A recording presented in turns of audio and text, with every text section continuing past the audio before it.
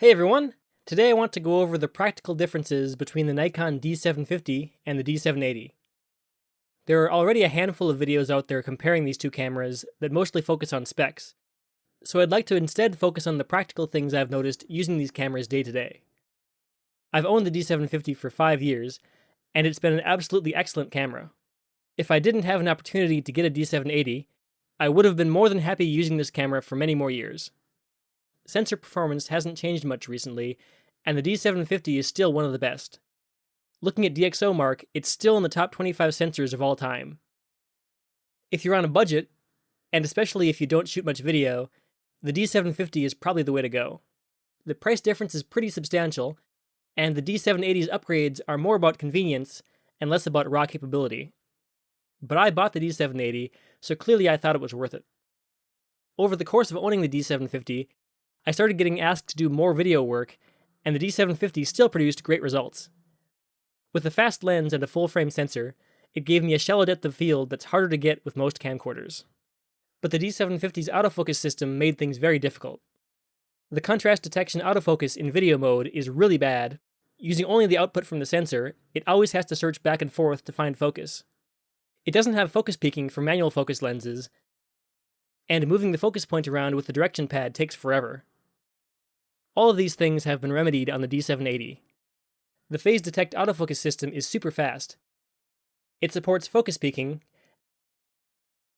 and with the touchscreen, selecting where to focus is extremely easy. None of these things increase the quality of your video directly, but it removes a lot of headache that can make video shoots turn out poorly. Having a camera that's clearly designed for video is totally worth the cost for me. I was most pleasantly surprised by the touchscreen. I was expecting it to be kind of a gimmick, but it's actually super useful for selecting AF points and navigating some menus. Even for still shooting, I found myself going into live view, as I often found looking at the screen to be easier than kneeling or stretching to put my eye up to the viewfinder. I rarely used live view on the D750 for stills, because it wasn't worth taking the hit in autofocus performance.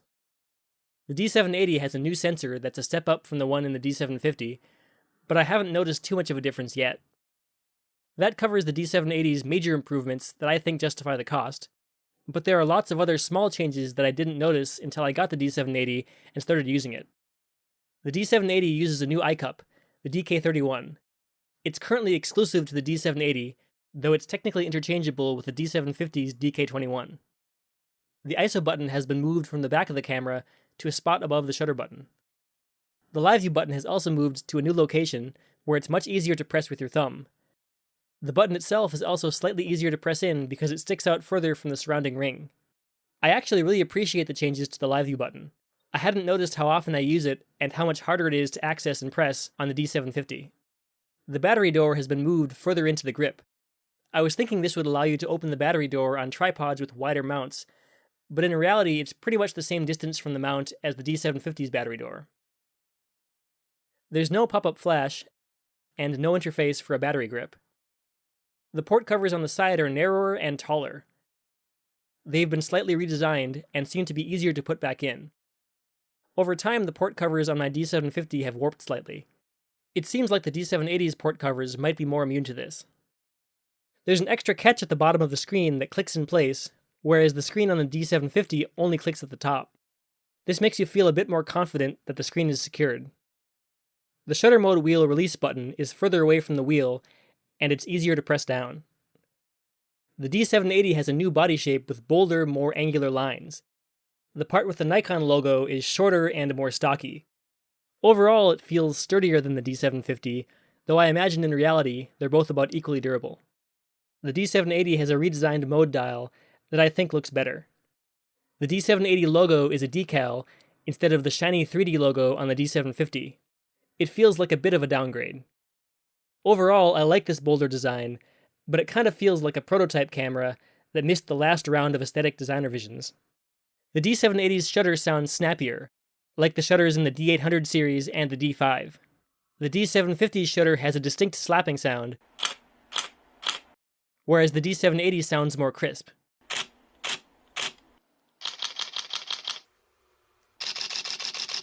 Those are the things I've noticed after using the D780 for a few months. If you're wondering about technical specifications, there are many other reviews that cover them in detail. In conclusion, I would say that the D780 has done a great job addressing the shortcomings of the D750. I feel very confident bringing it to any video shoot. I feel like I'm using the right tool for the job, whereas before I felt like I was making do with a camera that would much rather be shooting stills. But if you don't often use live view, the D750 is probably the way to go. It's an absolutely amazing deal right now, and it doesn't feel dated in the slightest. Ultimately, you know in your heart which camera is right for you. But no matter which one you choose, I don't think you'll be disappointed.